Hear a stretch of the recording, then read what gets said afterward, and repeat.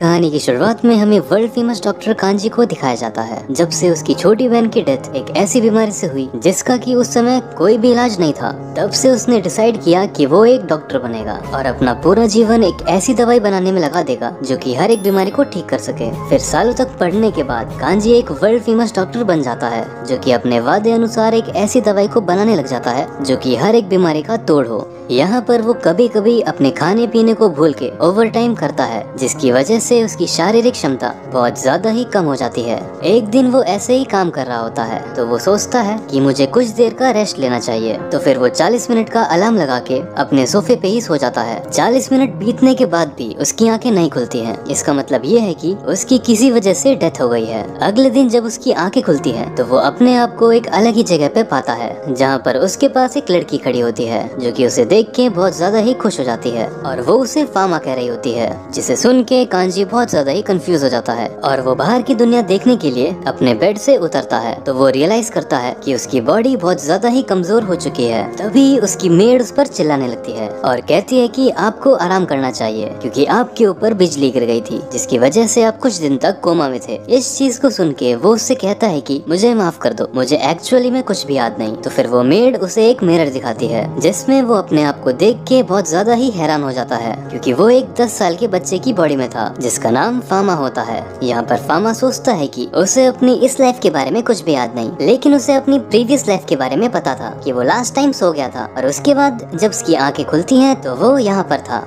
वो बहुत ज्यादा ही कंफ्यूज हो जाता है। तभी उसको थोड़ा सा दर्द महसूस होता है तो वो अपनी मेड से कहता है कि क्या मैं अपनी बैंडेजेस को हटा सकता हूँ। तो मेड तुरंत जाकर उसके लिए गर्म पानी ले आती है। यहाँ पर बैंडेज हटाते टाइम उसे अपने हाथ पर एक मार्क नोटिस होता है, जिसे देख के मेड बहुत ज्यादा ही डर जाती है। तो वो उसे शांत करता है और कहता है ये शायद लाइटनिंग की वजह से हुआ है, लेकिन मेड उस समय प्रेयर करने लगती है और उसे कहती है कि ये निशान सबूत है कि आपको गॉड ऑफ मेडिसिन ने आशीर्वाद दिया है। गॉड ऑफ मेडिसिन का नाम सुन के वो बहुत ज्यादा हैरान हो जाता है और उससे पूछता है कि ये गॉड ऑफ मेडिसिन कौन है। इस पर मेड उससे बोलती है कि आप गॉड ऑफ मेडिकल को भूल गए, जिनकी पूजा आपकी फैमिली करती है। तब फामा को रियलाइज होता है कि उसे अपनी इस लाइफ के बारे में कुछ भी नहीं मालूम है। तो वो मेड से पूछता है कि क्या तुम मुझे सब कुछ बताओगी, मैं थोड़ा सा कंफ्यूज हूँ। तो मेड सबसे पहले अपना इंट्रोडक्शन देती है और कहती है कि मेरा नाम लॉटे है। फिर वो उसे महल घुमाते हुए बताती है कि आपकी फैमिली एक रॉयल फार्मासिस्ट है जो कि रॉयल फैम के लिए मेडिसिन बनाते हैं। और फिर वो उसे उसकी फैमिली फोटो दिखाती है और वो उसे ये भी बताती है कि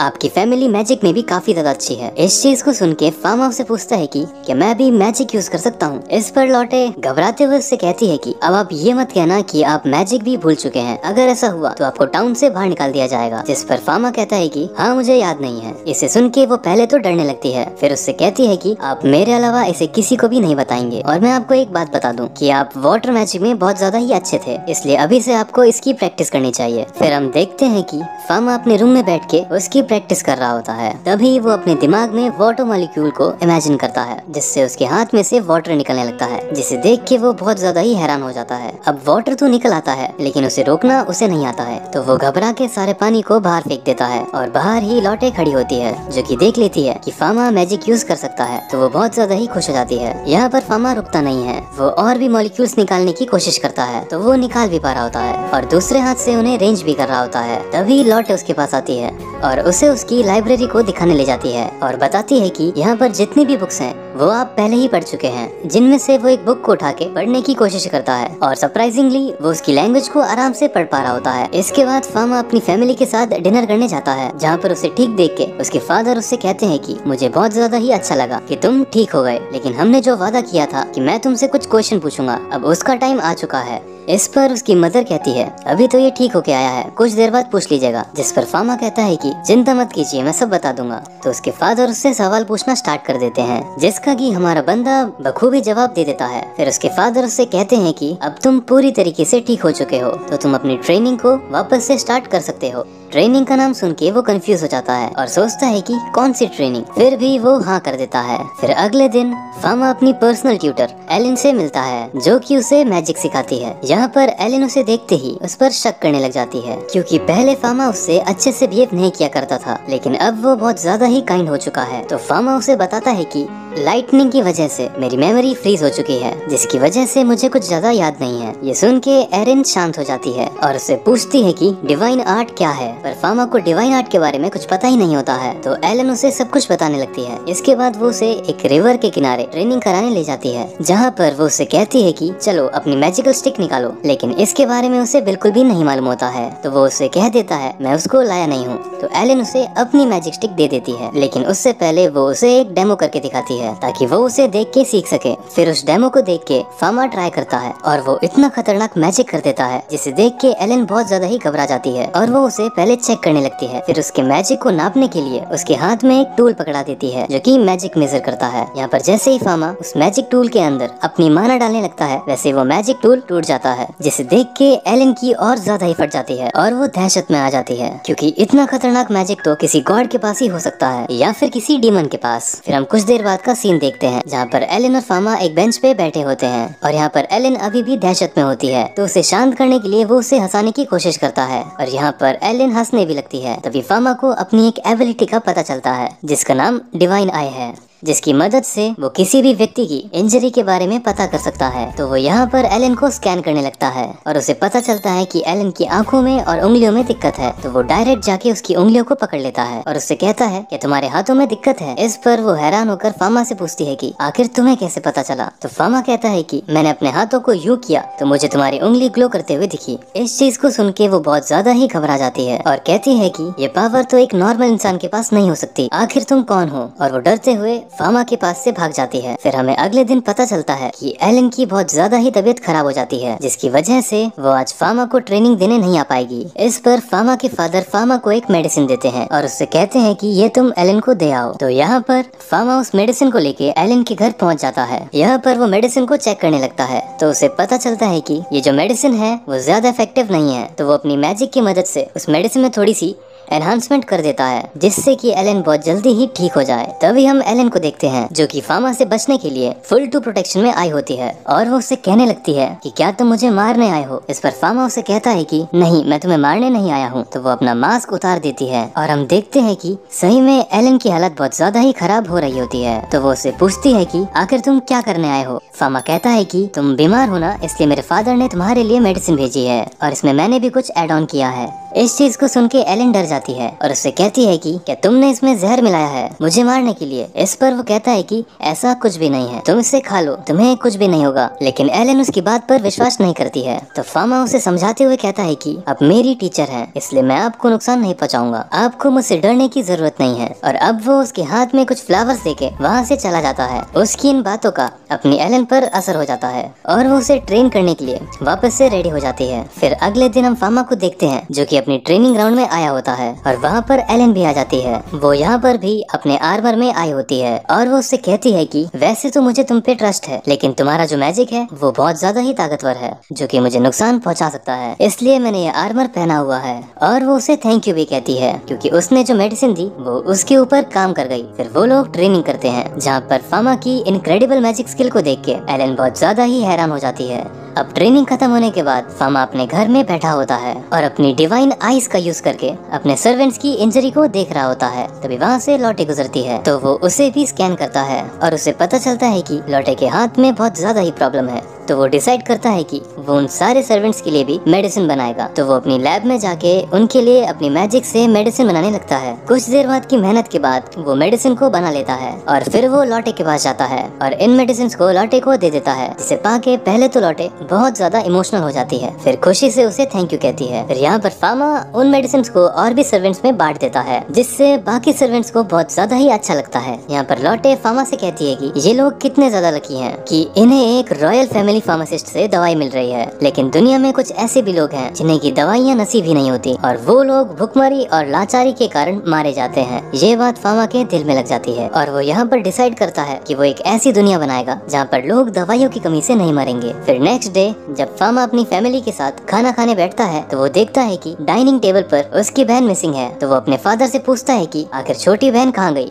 तो वो उसे बताते हैं कि उसको चिकन पॉक्स हुआ है, जिसकी वजह से उसे क्वारंटीन कर दिया गया है। वहाँ पर हम लोग लोग नहीं जा सकते हैं क्योंकि वो बीमारी बहुत घातक तरीके से फैलती है। अब उस बीमारी का नाम सुन के यहाँ पर फामा सोचने लगता है कि चिकन पॉक्स तो यहाँ पर भी होता है और इसका इलाज तो मेरे पास है। तो यहाँ पर क्या करता है, अपनी बहन के लिए एक मेडिसिन बनाने लगता है अपनी पोस्ट मेमोरी के नॉलेज की मदद से। और वो यहाँ पर अपनी बहन के खाने में वो दवाई मिलाकर उसके रूम में पहुँच जाता है। उसे अपने रूम में देख के उसकी बहन कहती है कि फादर ने तो मना किया है ना कि मेरे पास कोई भी नहीं आ सकता है, तो आप यहाँ पर क्या कर रहे हैं। यहाँ पर फामा उससे कहता है कि ये एक सीक्रेट है, तुम इसके बारे में किसी को भी नहीं बताओगी। और फिर वो उसे खाना खिला देता है। कुछ हफ्ते बाद हम देखते हैं कि उसकी बहन उसकी दवाई की वजह से ठीक हो जाती है। फिर फामा अपने लैब में जाके एक मिनी माइक्रोस्कोप बनाता है कि वो हर समय तो अपनी फिंगर को यूज करके डिवाइन आइज का यूज नहीं कर सकता है ना। तभी उसकी लैब में एक बंदा आता है और उससे कहता है कि आपके फादर आपको बुला रहे हैं। जैसे ही फामा अपने फादर के ऑफिस में पहुंचता है तो उसके फादर उससे कहते हैं कि जल्दी से अपना बैग पैक कर लो, हमें रॉयल किंगडम जाना है। इतना कहते ही सीन शिफ्ट होता है और हमें अगले दिन का सीन दिखाया जाता है जहाँ पर फामा और उसके फादर रॉयल किंगडम में पहुंच चुके होते हैं। और यहाँ पर हमें पता चलता है कि प्रिंसेस की हालत बहुत ज्यादा ही खराब है और वो मरने की हालत में है, जिसकी वजह से दुनिया के बेस्ट फार्मासिस्ट उनका चेकअप करने के लिए आए हुए हैं। यहाँ पर धीरे धीरे करके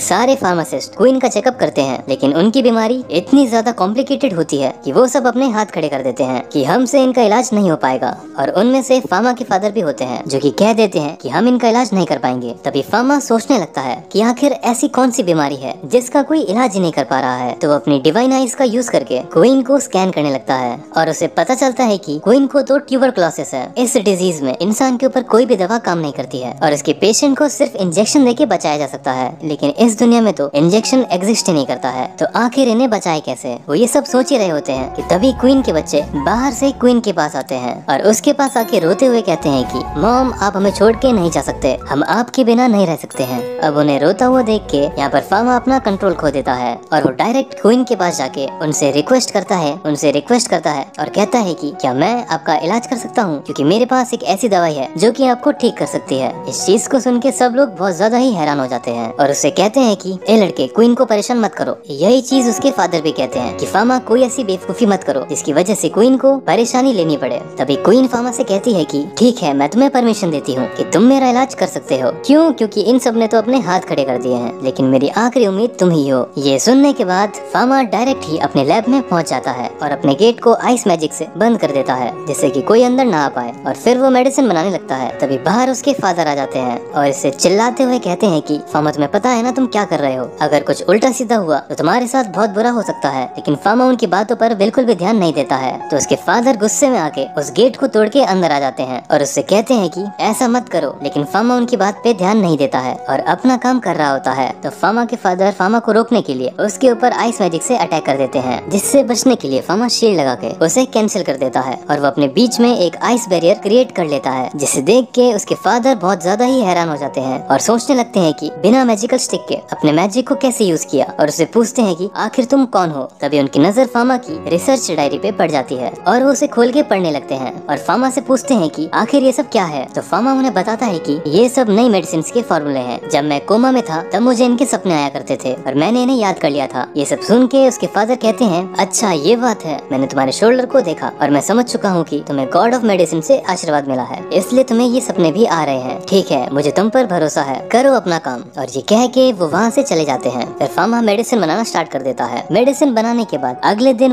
दिन वो अपनी मेडिसिन को लेके रॉयल किंगडम में पहुँच जाता है। यहाँ पर प्रिंसेस को दवाई देने से पहले वो उन्हें बताता है कि जो बीमारी है वो इन्फेक्शन की वजह से हुई है, जिसकी वजह से आपको ये जो दवा है वो 1 से 2 साल तक की लेनी पड़ सकती है, इसलिए आपको तैयार रहना पड़ेगा। और वो उनका एक ब्लड सैंपल लेके अपने माइक्रोस्कोप से उसके अंदर बैक्टीरिया दिखाता है, जिसे देख के वो सही में हैरान हो जाते हैं। इसके बाद फामा मेडिसिन के 2 गिलास तैयार करता है और एक खुद पीता है और एक क्वीन को दे देता है और उनसे कहता है कि अब हम दोनों की किस्मत इस मेडिसिन पे टिकी हुई है, लेकिन किसी को कुछ भी नहीं होता है। और यहाँ पर क्वीन थोड़ी देर बाद अपने आप को बेहतर महसूस करने लग जाती है, जिसे देख के सारे फार्मासिस्ट फामा की तारीफ करने लगते हैं। इसके बाद फामा अपने फादर के साथ वापस अपने मेंशन में आ जाता है। फिर हमें 9 महीने बाद का सीन दिखाया जाता है, जहाँ पर फामा क्वीन को चेक करने के लिए आया होता है और वो उन्हें बताता है कि अब आप धीरे धीरे करके ठीक हो रही हैं। तभी क्वीन उससे कहती है कि मैंने तो जीने की होप ही छोड़ दी थी, मुझे ऐसा लगने लगा था कि मैं मरने वाली हूँ, लेकिन एक पर्सन की वजह से मेरे अंदर वापस से हौसला आया और वो और कोई नहीं मेरा छोटा बेटा था।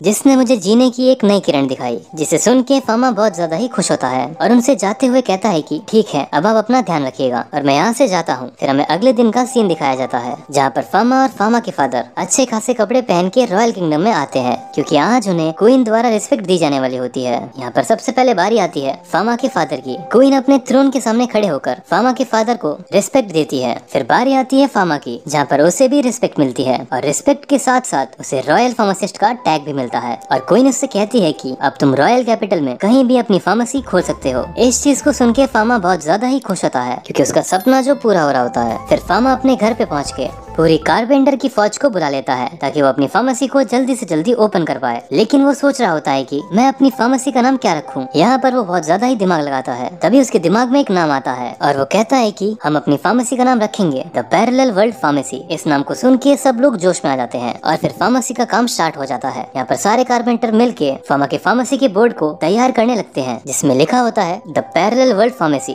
वहाँ पर एलन आ जाती है और फामा की फार्मेसी के नाम को देख के बहुत ज्यादा ही खुश हो जाती है और उससे कहती है कि नाम तो बहुत ज्यादा ही अच्छा है। इस पर फामा उसे शर्माते हुए कहता है कि तुम्हारे ओपिनियन के लिए थैंक यू। फिर एलन उससे फार्मेसी के बारे में थोड़ा बहुत पूछने लगती है। तभी वहाँ पर एक बंदा टपक पड़ता है और उससे कहता है क्या तुम यहाँ के एम्प्लॉय हो या बॉस। जिस पे फामा कहता है कि मैं यहाँ का बॉस हूँ।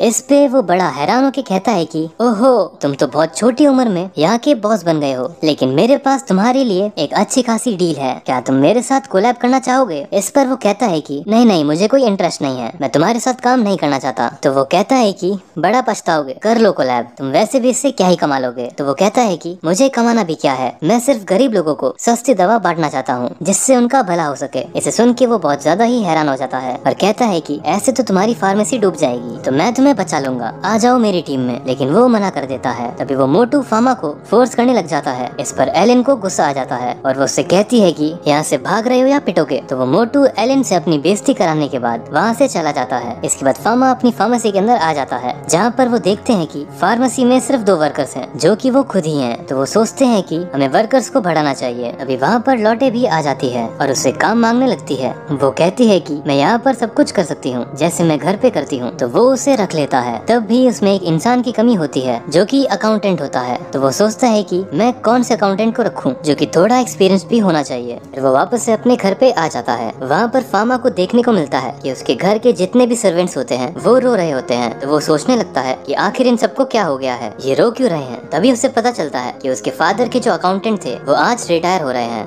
क्योंकि उनके पैरों में बहुत ज्यादा ही दर्द हुआ करता था, जिसकी वजह से वो कायदे से चल भी नहीं पाते थे। इस चीज को सुन के वो उनसे कहता है कि अगर मैं आपके पैरों का इलाज कर दूं तो क्या आप मेरे साथ काम करेंगे। जिस पर वो मान जाते हैं। तो वो सबसे पहले अपने फादर से परमिशन लेने जाता है और उनसे कहता है कि आज जो आपके पास से अकाउंटेंट रिटायर हुआ है, क्या मैं उन्हें अपने फार्मेसी में जॉब दे सकता हूँ। इस पर उसके फादर उसे परमिशन दे देते हैं। इसी के साथ साथ वो उसे बक्सा भर के सोने के सिक्के भी देते हैं ताकि वो अपनी फार्मेसी को और भी बेहतर कर पाए। फिर अगले दिन फामा अपनी फार्मेसी की ग्रैंड ओपनिंग कर देता है। अब जरूरी तो नहीं है कि आपने नया नया बिजनेस खोला हो और उसमें तुरंत ही कस्टमर आने लग जाएं। और वैसा ही इनके साथ भी होता है। 1 महीना बीत जाता है लेकिन उनके फार्मेसी में कोई भी कस्टमर नहीं आता है सिवाय एक बूढ़े आदमी के, जो कि वहाँ पर सिर्फ एक टॉफी खरीदने आता था। इस चीज से वो लोग बहुत ज्यादा ही परेशान होते हैं। तभी फामा के माता पिता भेस बदल के फामा की फार्मेसी में आए होते हैं, लेकिन फामा उन्हें आराम से पहचान लेता है। फिर वो उन्हें अंदर ले जाता है और बताता है कि मेरी फार्मेसी बिल्कुल भी नहीं चल रही है, यहाँ पर कोई कस्टमर आता ही नहीं है, जिससे कि मैं बहुत ज्यादा ही परेशान हूँ। इस चीज को सुन के उसके फादर उससे कहते हैं कि क्या तुम मुझे अपनी फार्मेसी दिखा सकते हो। यहाँ पर फामा उन्हें अपनी फार्मेसी दिखाने लगता है। वो सबसे पहले उन्हें मेडिसिन रूम दिखाता है जहाँ पर बहुत सारी मेडिसिन रखी होती है। फिर वो उन्हें पेशेंट्स के लिए बनाए गए बेडरूम को भी दिखाता है। उसके बाद वो उनसे पूछता है कि क्या आपको यहाँ पर कोई कमी दिखी। जिस पे उसके फादर कहते हैं कि यहाँ पर तो कोई भी कमी नहीं है, सब बढ़िया है। यहाँ पर फामा की मॉम उसे सजेशन देती है कि तुम्हें एक मेडिसिन के साथ साथ ब्यूटी प्रोडक्ट्स को भी बनाना चाहिए जो कि कम कीमत के हो और बहुत अच्छी क्वालिटी में हो, जिससे कि हर प्रकार की महिलाएं तुम्हारे प्रोडक्ट्स को खरीदें। उनका ये सजेशन उसे बहुत ज्यादा ही अच्छा लगता है। तभी उसके फादर उसे कहते हैं कि अगर तुम इन प्रोडक्ट्स को बनाओ तो इनमें किसी भी प्रकार के केमिकल का यूज मत करना, वरना ये स्किन डिजीज का कारण बन सकती है। यहाँ पर उन लोगों के बीच में बात चल ही रही होती है कि तभी वहाँ पर घबराते हुए एक बंदा आता है और फामा से कहता है कि क्या यहाँ पर कोई फार्मासिस्ट है। एक लड़की की हालत बहुत बहुत ज्यादा ही खराब है। ये सुन के फामा उसके साथ उस लड़की के पास जाता है और हम देखते हैं कि उस लड़की की सही में बहुत ज्यादा ही हालत खराब होती है। तो फामा अपनी डिवाइन आइज का यूज करके उसको स्कैन करने लगता है तो उसे पता चलता है कि उसके हाथों में बहुत ज्यादा ही कट लगे हुए हैं, जिसकी वजह से उसका हैवी ब्लड लॉस हो गया है, जिसकी वजह से उसकी हालत ऐसी हो गई है। तो फामा उसे अपनी फार्मेसी में ले आता है और उसका इलाज करने के बाद उससे पूछता है कि आखिर तुमने अपने हाथों में कट क्यों लगाए। तो वो लड़की बताती है मेरे क्रश ने मुझे रिजेक्ट कर दिया, जिसकी वजह से मैंने अपने हाथ को काट लिया। और वो ये कहते हुए रोने लगती है और उन लोगों से माफी मांगती है कि उसकी वजह से उन लोगों को बहुत ज्यादा ही प्रॉब्लम को फेस करना पड़ा। इस पे एलन उससे कहती है कि ऐसी बात नहीं है, अब तुम वापस से ये सब नहीं करोगी। फिर हमें कुछ दिनों बाद का सीन दिखाया जाता है जहाँ पर वो लड़की वापस से फामा की फार्मेसी में आई होती है। अभी फामा ने अपने ब्यूटी प्रोडक्ट्स भी बना के तैयार कर दिए होते हैं, तो वो उस लड़की को कुछ डेमो के लिए देता है जिसे लगा के उसे बहुत ज्यादा ही अच्छा लगता है। इधर हम लॉटे को देखते हैं जो कि कुछ ब्यूटी प्रोडक्ट्स को लेडीज में बांट रही होती है, जिससे कि अच्छी खासी मार्केटिंग हो जाती है और धीरे धीरे करके उसकी फार्मेसी में बहुत सारे कस्टमर भी आने लगते हैं, क्योंकि फार्मा के ब्यूटी प्रोडक्ट्स बहुत ज्यादा ही सस्ते भी होते हैं और अच्छे भी होते हैं। अब ब्यूटी प्रोडक्ट्स की बढ़ती डिमांड को देख के वो उसकी एक अलग ही ब्रांच खोल देता है जहाँ पर वो बहुत सारे ब्यूटिशियंस को रखता है ताकि वो बहुत ज्यादा ही ब्यूटी प्रोडक्ट्स को बना सके। अब फार्मा की फार्मेसी चल पड़ती है और उसकी ब्यूटी प्रोडक्ट्स की वजह से पूरे शहर में उसकी चर्चा हो रही होती है। यही चर्चा घूम फिर के क्वीन तक पहुंच जाती है, तो क्वीन फार्मा को अपने पास बुलाती है उसकी ब्यूटी प्रोडक्ट्स को चेक करने के लिए। यहाँ पर फार्मा सबसे पहले उन्हें लिप बाम देता है। जैसे ही वो उसे अपने होठों पे लगाती है तो उन्हें अपने होठ बहुत ज्यादा ही सुंदर लगने लगते हैं, जिसकी वजह से क्वीन को फार्मा के प्रोडक्ट्स बहुत ज्यादा ही अच्छे लगने लगते हैं। तो फार्मा अपने और भी प्रोडक्ट्स के बारे में उन्हें बताने लगता है, जिसे सुनकर क्वीन उससे कहती है कि तुम्हें अपने प्रोडक्ट्स के दाम को बढ़ाना होगा, क्योंकि तुम्हारे प्रोडक्ट्स पूरे मार्केट में सबसे सस्ते बेचते हैं, जिसकी वजह से दूसरे लोग दूसरी दुकानों में जाना पसंद ही नहीं करते हैं और उन लोगों का बहुत ज्यादा ही घाटा हो रहा है, जिसकी वजह से वो एक न एक दिन सड़क पे आ जाएंगे। क्वीन से ये बात सुन के फार्मा को रियलाइज होता है कि वो गलत कर रहा है। वो अपने प्राइस बढ़ाने के लिए मान जाता है। इसके बाद हम देखते हैं कि फार्मा बीच पे होता है जहाँ पर उसकी छोटी बहन और लॉटी रेत से खेल रहे होते हैं और एलन कहीं कोने में सो रही होती है। फार्मा को देखते ही उसकी छोटी बहन उसे पानी में जाने की जिद करने लगती है, जिस पर वो उसे मना कर देता है और कहता है कि फादर ने पानी में जाने के लिए मना किया है। लेकिन लॉटे और उसकी छोटी बहन दोनों जिद करने लगते हैं, तो वो उन्हें रोक नहीं पाता है और जाने की इजाजत दे देता है। यहाँ पर फार्मा की छोटी बहन फार्मा को भी अपने साथ चलने के लिए कहती है, लेकिन यहाँ फार्मा उसे मना कर देता है। उसके मुंह से ये बात सुन के फार्मा को अपनी छोटी बहन की याद आने लगती है और वो एक जगह बैठ के बहुत ज्यादा ही रोने लगता है। तभी उसे अपनी छोटी बहन के चिल्लाने की आवाज आती है। वो देखता है कि वो पानी में डूब रही है, तो वो उसे बचाने के लिए दौड़ता है, क्योंकि उसे लगता है कि कहीं वो अपनी पहली वाली बहन की तरह इसे भी ना खो दे। और वो बिना सोचे समझे पानी में कूद जाता है और जल्दी से उसकी ओर जाने लगता है। जैसे ही वो वहाँ पर पहुँचता है तो वो देखता है कि उसकी छोटी बहन पानी के अंदर डूबती चली जा रही है और वो भी उसे बचाने की कोशिश करता है, लेकिन वो बचा नहीं पा रहा होता है। तो वो गुस्से में तेजी से चिल्लाता है, जिससे कि उसकी बॉडी के अंदर से बहुत सारी पावर रिलीज होने लगती है और वहाँ पर एक बहुत बड़ा गड्ढा हो जाता है जहाँ पर पानी की एक भी बूंद नहीं होती है। इसे देखकर खुद फार्मा भी अपनी पावर से डरने लग जाता है और वहीं पर एलन भी ये सब देख रही होती है।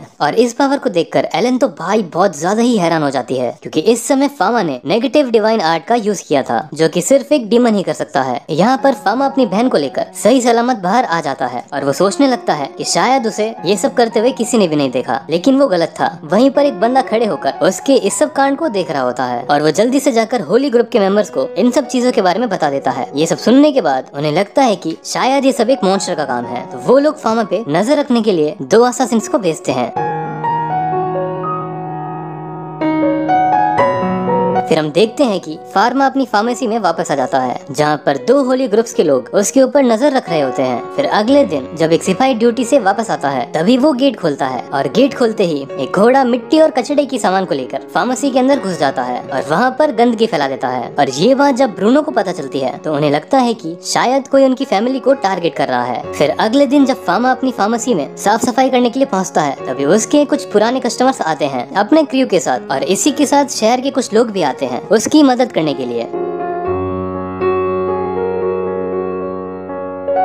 तभी अचानक से एक लड़की घबराते हुए फार्मा के पास आती है और उससे कहती है कि मेरे फादर बेहोश हो चुके हैं, चलिए जल्दी से। तो फार्मा जल्दी से अपने सारे वेपन्स उठाता है और निकल जाता है उनकी मदद करने के लिए। वो लड़की उसे एक सुनसान जंगल में ले आती है और वहाँ पहुँचते ही वो अचानक से गायब हो जाती है। फार्मा यहाँ पर फुल कंफ्यूज, ये क्या हो रहा है। तभी वहाँ पर व्हाइट कपड़े पहने हुए कुछ बंदे उसे चारों तरफ से घेर लेते हैं। यहाँ पर फार्मा को पता चलता है कि ये लोग होली ग्रुप के मेंबर्स हैं और इनका जो लीडर है उनका नाम सलमान है, जो कि ये मानते हैं कि फार्मा के अंदर एक डीमन है और वो उसी को खत्म करने आए हैं और वो ऐसा करने की कोशिश भी करते हैं, पर फामा उनके सभी अटैक को आसानी से ब्लॉक कर देता है। यहाँ पर फामा उनसे काफी ज्यादा ही ताकतवर होता है और उन्हें इजीली हरा सकता है, लेकिन फामा को पता चलता है कि अगर मैंने कुछ किया तो ये लोग खामखा मर जाएंगे, तो वो अपने आप को होल्ड बैक कर रहा होता है। लेकिन भाई वो लोग मान ही नहीं रहे होते हैं, तो ना चाहते हुए फामा को उन्हें अपनी पावर्स का नमूना दिखाना पड़ता है, जिसे देखकर उन्हें अपनी औकात समझ आ जाती है। तभी सलमान फामा के हाथ में उसी सिंबल को देख लेता है और उन लोगों से कहता है कि सभी लोग रुक जाओ, ये कोई मॉन्स्टर नहीं है बल्कि ये हमारा गॉड है। जिसे सुनकर वो लोग रुक जाते हैं और फामा से माफी मांगने लगते हैं। लेकिन लड़ाई के टाइम पर सलमान बुरी तरीके से घायल हो जाता है और उसका घाव बहुत ज्यादा ही खतरनाक होता है। लेकिन फामा उससे कहता है कि तुम्हें ऐसे छोड़ा नहीं जा सकता है, तुम्हें इन्फेक्शन हो सकता है और तुम मर सकते हो। लेकिन सलमान उससे कहता है कि मैंने आपके ऊपर अटैक किया है, इसलिए मेरी यही सजा है, लेकिन हमारा बंदा एक डॉक्टर है, इसीलिए वो किसी भी घायल व्यक्ति को कैसे छोड़ सकता है। वो उससे कहता है कि मुझे अभी तुम्हारी सर्जरी करनी होगी। लेकिन यहाँ पर एक माइनस पॉइंट ये है कि हमारा बंदा अपनी प्रीवियस लाइफ में सिर्फ एक मेडिकल साइंटिस्ट था, उसे सर्जरी करनी बिल्कुल भी नहीं आती थी और इस जगह पर कोई भी सर्जरी करने वाला है ही नहीं। इसलिए वो डिसाइड करता है कि वो अपनी नॉलेज का यूज करके कैसे भी करके सर्जरी करेगा और वो वहीं पर इमरजेंसी टेंट लगाता है और सर्जरी स्टार्ट कर देता है। और भाई वो इतना लकी होता है कि ऑपरेशन सक्सेसफुल हो जाता है। फिर ठीक होने के बाद होली ग्रुप वाले उसे प्रमोशन दे देते हैं। उसके बाद वो फामा से मिलने जाता है उसकी फार्मेसी में और कहता है कि तुमने मेरी जान बचाई, इसलिए मैं तुम्हारे सीक्रेट को सीक्रेट ही रखूंगा। यहाँ पर सलमान फामा के लिए बहुत सारे गिफ्ट लाया होता है, उनमें से उसकी ग्रुप की एक होली स्टिक भी होती है जो कि वो उसे गिफ्ट कर देता है। जब फार्मा उस स्टिक को उठाता है तो अचानक से वो स्टिक ग्लो करने लग जाती है। तभी सोमन कहता है कि इस स्टिक ने तुम्हें चुन लिया है, जिसे देखकर एलन बहुत ज्यादा ही एक्साइटेड हो जाती है और फामा से कहती है कि क्या मैं एक बार इस स्टिक को छू सकती हूँ, जिस पर हमारा बंदा डायरेक्ट उसे दे देता है। लेकिन अचानक से वो स्टिक उसके हाथ से आर पार हो जाती है और यहाँ पर हमें पता चलता है कि इस स्टिक को वही होल्ड कर सकता है जिससे कि इस स्टिक ने खुद चुना हो। वीडियो कैसी लगी कमेंट्स में जरूर बताना।